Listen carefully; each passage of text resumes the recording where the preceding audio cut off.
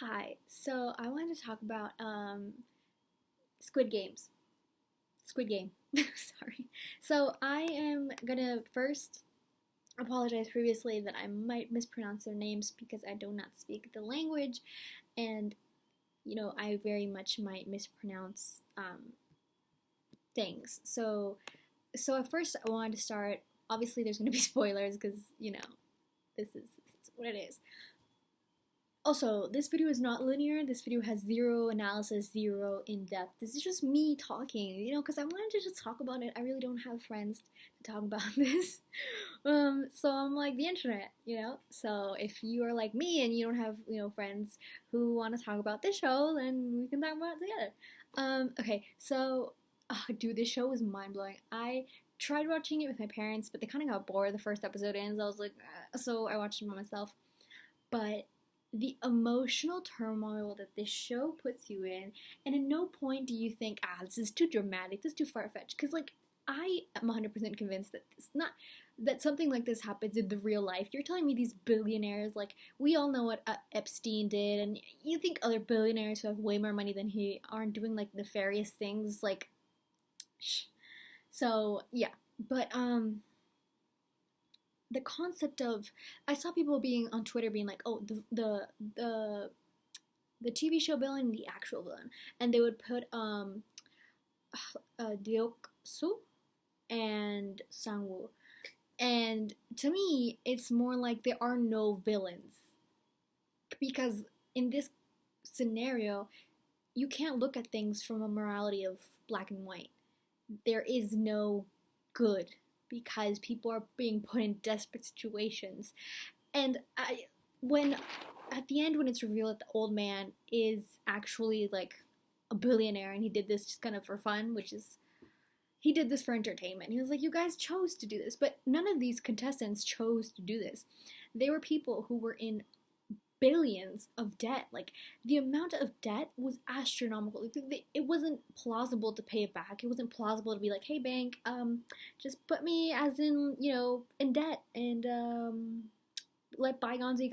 No. And like, the moment I think it's, you realize how desperate is when they are accepting to be slapped so many times. Not like a like simple like slap, no, like a full-on slap where their face is like all red and bleeding, and they're doing it to gain this amount of money that will help them, either whatever, their vices is gambling or just simple, like, debt, whatever. And the moment is like when they all leave, right, and then they come back and they're like, it was worse out there. And the fact that, like, for example, Sung-woo was like, I own like 1.2 billion and my mom's house is on the line, my mom's store is on the line, and it's just the amount of money that was owned was never gonna, none of them were gonna be able to pay it by themselves. And then it's like they don't only owe the bank, because okay, the bank can take your home, which is like, but majority of them probably also owed to loan sharks. And loan sharks, they were gonna take that guy's kidney if he didn't pay in a month. How are you gonna make all that money in a month? It's not realistic. And not in the sense of like it wouldn't happen, in the sense of like you can't pay off that amount of debt by working a normal job in a month. Like, that dude was gonna have to give his kidney away. And so you put people in this desperate situation, and they're gonna do it because you have how much, 45 billion or something like that. I don't know, remember how much money it is. Like, it's astronomical. And the way that they characterize, not all the characters, of course, because there's like 456 people in the game, so it would be impossible to showcase each of them and their home scenarios, but just with the small cases. And I would have loved if they would have showed us the curly haired woman, Han Mi Miao, because I felt like she was very resilient, and it showcased how she was probably outside of this games, like in real life. She tried to survive in any capacity, and she was kind of flip-floppy, but in reality is she knew her strengths, and even she was like, I have strengths, and what I'm strength, and what I can't do, because, and we see that when she sticks to Deok-soo, because she's like, this guy's gonna win. This guy's, he has no qualms on beating people up. So I'm gonna give him what I can give him, which, for a woman, it's, what it was. And he's gonna stick around, which, I mean, didn't work. But she did keep her word and said that she was gonna kill him. And she did. I was surprised that they killed him off like that. I was like, huh. And even he was like, and this moment where she's like, I'm not a coward like you. And I was like, whoa. So they've all shaped who they are with their experience out in the real world, right? And so that is a reflection in the game. And, it's like Ollie. This character was, oh, dude, I love that character because even when you see that at his workplace, he wasn't getting paid, even though the boss had the money. He apparently had a work incident where he lost his fingers. He was still kind. He was still, to other people. He saved a stranger. He had no reason to, but he saved him by holding up. Imagine the strength, by holding him up and not moving. And then he would, feel so thankful that they would give him food or they would, help him and explain the games. He was caring. He was a genuinely caring person. Yet, when he went back into the real world, because he had no money, no support system, a wife, and a 1-year-old, and he was probably, how does he feed his family if he's not getting paid? He goes to work, and he gets into a fight with his boss who has the money there but doesn't want to pay his employees, and he accidentally smushes his fingers, and then he robs him because he takes the money and runs. And he tells his wife to just go back to, I think, India, and he'll get there later, and he goes back to the games because he would probably get arrested because he dishanded someone. So, is that a good deed? No, it's not. But again, it's a desperate person. And did the person who got his hand disfigured, was he a good guy? Clearly not. But again, it's a gray situation. You can't go in and be like, that's a bad guy, that's a good guy, because in the scenarios where the desperation, they're not truly 100% good guys, and they're not truly 100% bad guys. I'm talking about the contestants, not the billionaires. And even with Deok-su, I don't know why I brought out more letters in there. Again, he is like the textbook villain. He steals people's foods. He killed a man. Well, he killed a lot of people, but before the whole like, yes, we did it on purpose to make themselves kill each other. We gave them just like an egg and a soda. But before that, wait, that was before they went to sleep. Anyways, he's just a man who is like, I'm gonna use anyone and everyone for my purposes, and I'm gonna kill him because that's who I am. And he wasn't nice. And there was this one moment that I loved. This is like a little parentheses, when all the other good guys versus like, I guess the bad guys, I know I just said that they're not good guys and bad guys, but I'm talking about they're not 100% good and they're not 100% bad. They also wanted to survive. They also wanted to win. And even in the bad guys, they had their own community. They were like, I'll protect you, boss, and like, we'll have each other backs. Which, and so yeah, when he goes over to like where they're doing a barricade, and he's like, you don't think I can get over this barricade so quick? And then Ji-hoon is just like, you're the strongest one here. If I was over there, you'd be the first one on my list. Which makes sense, because since he's put himself as like, I almost said the alpha, the strongest one, he's also the biggest target. Because if you take him out, it's more easier for everyone else. And that made him so paranoid that he couldn't even sleep.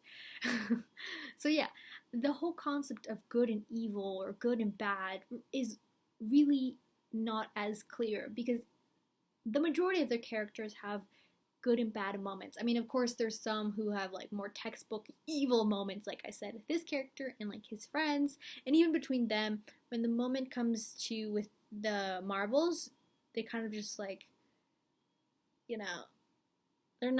they're just like, oh, you think just because I called you boss that you're better? Again, desperation makes people act a certain way and try to survive however they can. And in this case, they're like, this guy's a big guy. This guy has no fear and like punching people in the face and killing them.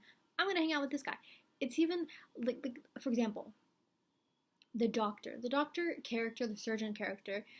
That was a side plot that I was kind of like, interesting, I guess, but it was for the policeman side plot. Which anyways, I'm gonna if not I'll be too we're still, even though I said that this was like this, we still have a progression to go. So with his character, I feel like, again, the desperation of wanting to survive, of okay, I help them and they help me, even though it's a very well, I'm helping them make money and I'm cutting people's bodies and not sleeping, but they tell me what game it is so I can survive.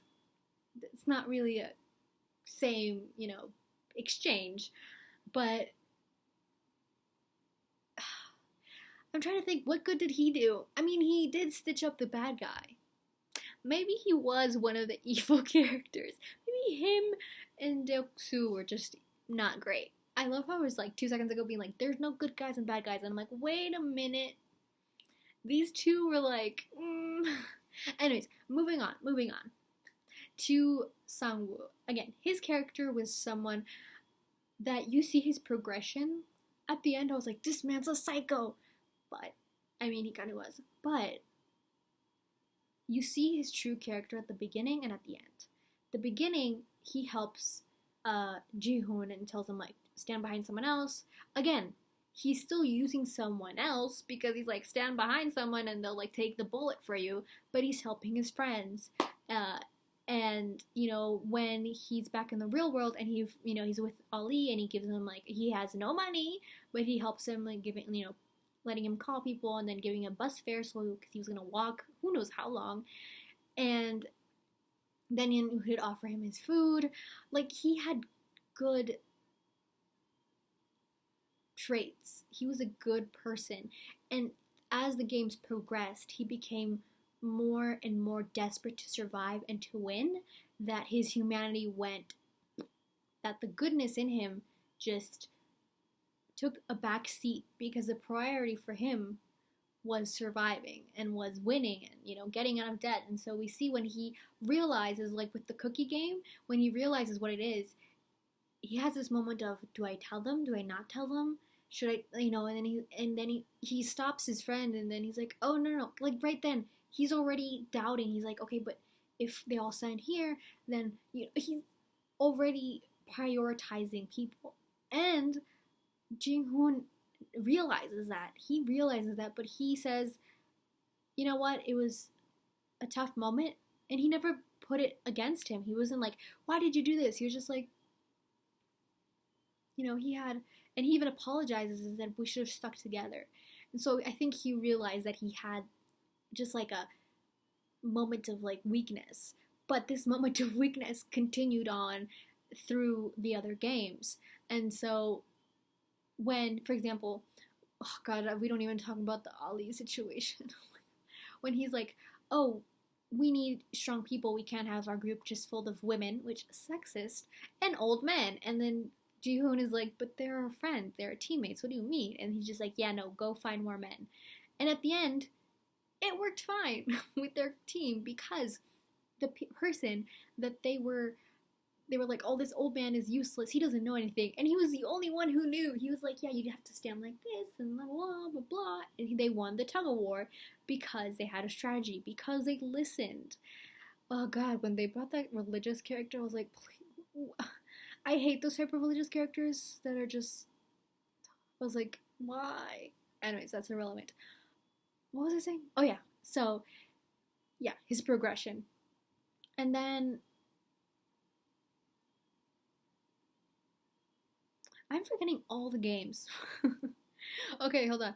It was the cookie game, the red light, green light game, the trapeze game. What am I forgetting? I know I'm forgetting one. I'm forgetting. The marbles game, that was traumatizing. The tug of war game. Yeah, that's all the games, right? I feel like that's all the games. Oh yeah, wait, I said the trapeze. Anyways, but I think when he starts again prioritizing people who are convenient to, well, not convenient, but will help him in the long run. You even see it when they're like, okay, pair up, and he immediately doesn't go to Jihoon, who is his childhood friend. He goes to Ali because he's like, I'm the smartest, you're the strongest, we're gonna make an impeccable team. And Jihoon is like, yeah, who am I? And then you see the kindness in Jihoon by being like, when the other guy's like, they're obviously gonna kill off the last remaining person. He's like, oh my god, they're gonna kill off the last remaining person. No one's gonna want to go with the old dude, so I'll do it. And then the moment when they're paired up and they find out that it's against each other, and then they show the different perspectives of each player. So you have Sae-byuk with, what was her name? With Ji-young, and you have Ji-young she's like, I don't really care, I'm just here. And they just kind of like have this bonding moment where she's like, we're gonna die, one of us is gonna die, so let's just talk, and then we'll do it like 5 minutes before the 30 minutes end. And then you have Ali and Sang-woo, and Ali is winning fair and square, and he won, and Sang-woo gets into this quell of desperation where he says that he's cheating, and then he's trying to appeal to Ali, even though he knows that Ali has a son and a wife, and he's also in debt, but that is completely out of he doesn't even care, because for him, his instinct is to survive, and that's what's most important. And so he tries to create all these things. At the end, he betrays Ali in like the most excruciating, heartbreaking way. And you see him pause, and I don't think he pauses at the doorway to be like, aha, I betrayed him. I think he paused in this moment of like, this is who I am. I betrayed someone who up till now was like the most like, he trusted everyone. He was kind, he protected them, he gave them food, he was a kind soul, and the other one just completely butchered him. And the moment that you see in Ali's face that the person that he put so much trust in blindly betrayed him is heartbreaking. It's what people will do in desperation. And then you have Ji-hyun and Oh Il-nam, and the old guy, he's like, I have dementia, and he just completely goes, we are kind of perceiving that he's going through it like an episode, so he has no idea where he is, and Ji-hyun is getting, obviously exasperated because they have a time limit and he's not playing with the marbles and he doesn't want to play. And then finally when they do play and he starts losing, he starts, again, the desperation. He starts getting desperate. And up till now, these two characters have had the strongest, like, relationship. He has looked out for this old man. He's, like, made sure he doesn't fall ill. He takes care of him. He's like, where are you? Like, they have bonded. And he even tells him before, like, oh, I don't remember the term, but, like, I give you my thing, you give me your thing. We're, like, best buds. Like, they're truly friends, right? That's what we're being shown through all these games and the days and all this.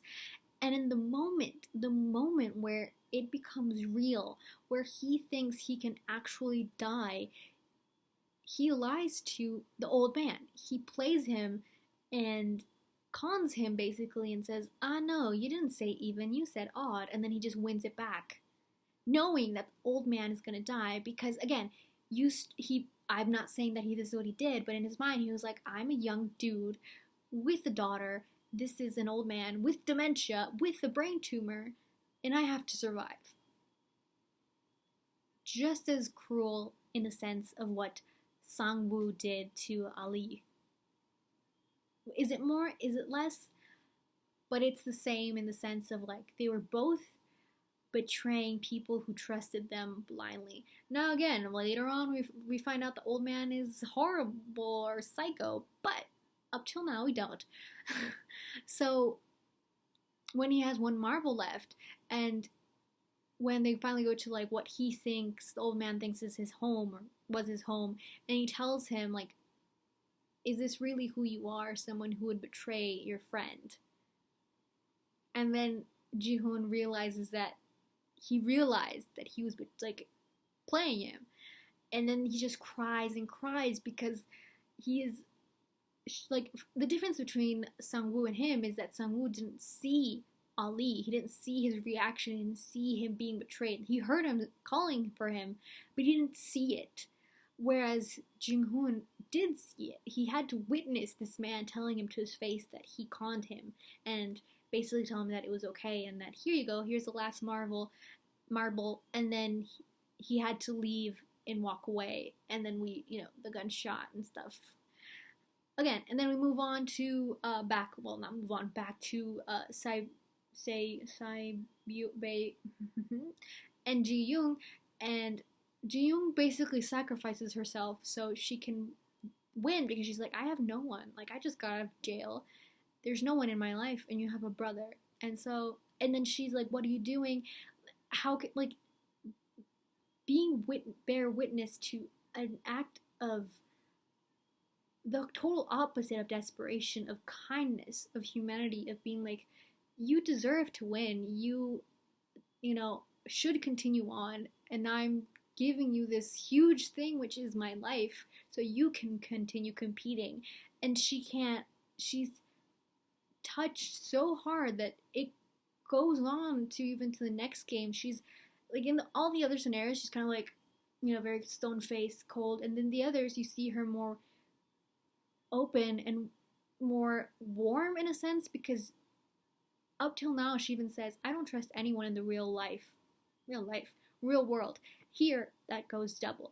But then she's encountered people like Ji-hoon and Ji-young, and she's like, her fundamental like things that she's had in her, or like her beliefs, that's the word, are completely shaken up, because this is the most extreme scenario, right? And so it's like, even at the end where she's bleeding out and Ji-hoon is gonna go kill Sang-woo when he's asleep, and she tells her, don't do that, that's not you, because she's remembering him, his humanity, because in that act of desperation, he was gonna go kill him because he realized that his friend had gone too far.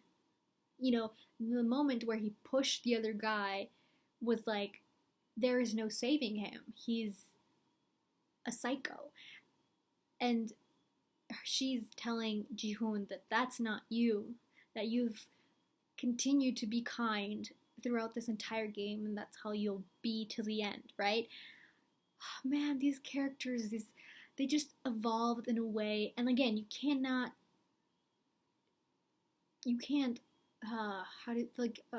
what's it called when you, like, pass judgment, because these are extreme scenarios of a desperation in the most purest form of, like, the thing on the line is your life. You're, like, you breathing. And then, at the end, where it's between Ji-hoon and Sang-woo is kind of like doing anything to win, and he tells him, like, I had to kill her because if not, you would have put a pause to it, because you would have, she was heavily injured, and she was bleeding out a lot, and you would have, made a kind of like forfeit. So I had to kill her. I had to do it. And Ji-hoon is like, you didn't have to do anything. And you see his need for revenge, just like, how could you kill this innocent person? Like, this wasn't like in the game, this was in that context, you just stabbed her while she was bleeding out. And you have this fight between them that is brutal, because it's punching each other. There's like, when they get the knives, it's like slashing them and stabbing them. And then Sang-woo is like, choking him, and he's just telling him to like die, and then when Ji-hoon gets the upper hand and like bites him, rips a chunk out of his flesh, and when he gets the upper hand and finally like stands over him, and Sang-woo is like, this is it, and he stabs right next to him, And Sang-woo realizes right then that Ji-hoon never, like, he had moments where his character, like, not character as in character, but character as in who he is, wavered, but even to the end, he continued to be a good person. And then when he tells him, like, we can forfeit, we can stop this, and we can just both go home, and or we can both win this, let's go. And Sang-woo realizes that he is not gonna kill him, and he deserved it. He won, but he wasn't gonna do it because he wasn't. Dude, when he stabbed himself, and then Ji-hoon is just like, "Don't talk. What are you doing?" And then he's just like saying, "Please take care of my mom." And dude, he's just a good actor. Ji-hoon, the actor that plays him, this man, the desolate, broken expression that he has of having won in that way, and then when he gets home, and the reality is that yeah, he has 4 billion. I don't know what the currency is in Korea. I'm sorry, but that's like a lot in any currency. And his mother is dead because what it took him to gain this money, she was already ill. She had diabetes. She couldn't afford medicine or anything, so it was all for nothing, in a sense. If he had only gone for his mom, it would have been all for nothing. And to think that that might have been a possibility for a lot of these characters, that if they had won and came back, whatever urgent scenario probably, you know, could have already been over. And this, like, he loses his childhood friend, his newfound family, his mother, and then he just, the trauma of having to live through something like that, of having to see the worst in humanity, participate in it, and then not have answers because they just throw you out and be like, yeah, bye. We traumatized you to to the worst extreme, and then a year passes, right? And then I'm a year in, I was like, wait, did he not go for that kid? Like, hello, the kid, where's his daughter? But you realize how broken he is, that he can't do it. He's broken. Like, they completely destroyed him as a person. And then when he gets the call from that old man, which I was like, this man is alive. Which I guess makes sense because they didn't. Well, I thought they didn't show his like death, but at the same time, I was like, wait a minute.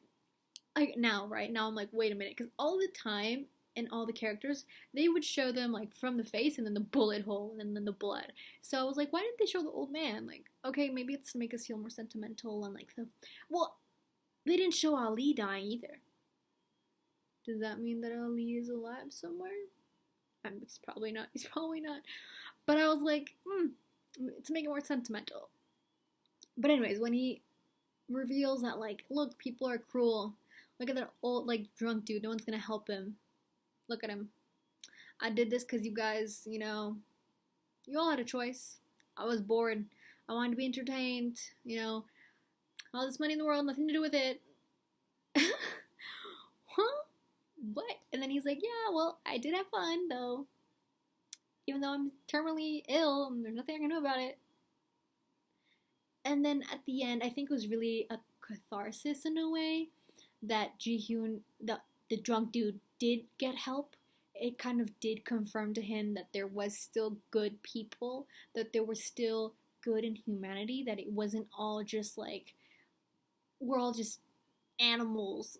Not even, because animals are, but you know what I mean, like, not, we're all just bad. And then the haircut. I don't get why he dyed his hair red, but new start. I think he just got to a point where he's like, if I don't want to see who I used to be, kind of type of trauma, like distancing himself in a way from who he was, even physically in the Squid Games. And then what I don't understand though, which I guess makes sense because he wants answers and he wants to be like, we aren't horses, we aren't cattle. It's not okay to get people at their most desperate point in life and offer them this solution, but in exchange is their life. Because they're not doing this with billionaires. They're like, hey, billionaires, you want to fight for your life? No, they're getting poor people. But it didn't. I was a little bit like, why he went back. Like, he's already on a plane ticket. He's already going to LA to meet his daughter and probably live in the US. I don't know. He already set Sae-Byuk's brother with Sang-woo's mother. And Ji-hyun even gives her money, being like, this is a part of Sang-woo, which we don't know if it's like he gave him half or what. I don't know. We don't know if she knows that he's dead, but I guess you could assume that that's, well, I feel like a mother never really, never assumes that, even if their son is missing for like 50 years. It's not until they see a body that they're like, yeah. But yeah, I didn't really get the why he went back. Like, I get it and I don't get it, because it's like your daughter, who, the reason why you went to the games is because you were your mom and your daughter, and your mom unfortunately passed away, so now it's your daughter. But also he wants to save other people and prevent this. And when he sees the other dude on the train station, he takes his card away and he's like, no, don't do this, because he doesn't want people to be further traumatized. And when you see that the game has been going on for like 20 years, I guess if it's an annual thing. Oh yeah, it was an annual thing, right? Well, we don't really know. But assuming if it's an annual thing, I mean, 460 people disappearing, actually that's quite a lot. Or maybe it's not. I guess when they're like all indebted people, the cops just like assume that it's like for debt. Icky. There was something, the cop story. Dude, that cop story had no business being that heartbreaking. No business. I'm like, okay, this cop has like this passion to find his brother. His brother's probably like all these other people who's indebted, because he's like, I looked for him in the same places, he's not there, he's been missing. And I'm like, oh my god. But then we see that he's been missing because he looked, I was like, wait, when did he go missing? A year ago? Or like, I got confused. Maybe the translation was off. I don't know, because I thought he had been missing for like a couple weeks or something, because his mom was like calling him. So I don't know. But then he's like, if he doesn't show up tomorrow, I'll do like a missing person. So I'm like, I was kind of confused right there. So I don't really know. But during this whole moment, now granted, TikTok, oh god, I hate TikTok sometimes because people just put spoilers with no warning. So I did see a spoiler where someone was like, why'd you kill your brother? And I was like, oh god, who is this? And then when I was like, wait a minute, he's looking for his brother. Oh god, who is his brother? Who's gonna kill him? So I kind of knew that he was gonna die.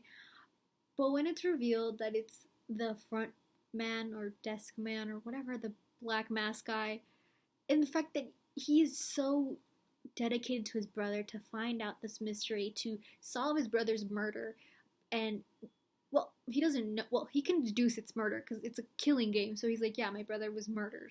And, then he finds out that he was a winner and he's like, oh, I have to find him. But he's alive. So then he's like, this is like so messed up.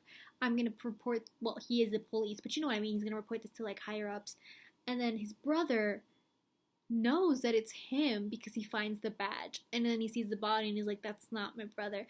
And then the moment where he's with the other, like, men, and he basically tells them like, that one kidney person, that was my brother, and his other kidney isn't here. And I'm like, oh my god. And then he's like, oh, when he says what they did to the girl's corpse, but then he's like, no, it's a girl, like it wasn't a guy, like trust me, we wouldn't do that to the guy. And when you find out that the people working there were also working there against their will, basically, we don't really know who they are. They just that they're there against their will, basically. They just live in a little cubicle. Anyways, but then when he's like, please come with me and let it go. And he's like, I'm not going to do that. Like, I'm a cop. Like, I'm not. And then when he takes off his mask and he realizes that it's brother, and the heartbreak on both of the characters' faces of like, this is who I am. You need, like, you're... And he's just like, why? and he just shoots him. He shoots him, and he just goes into the ocean, and he just has this moment. And then when he's back at his place or whatever, and he sees his brother's reflection basically haunting him, it's like,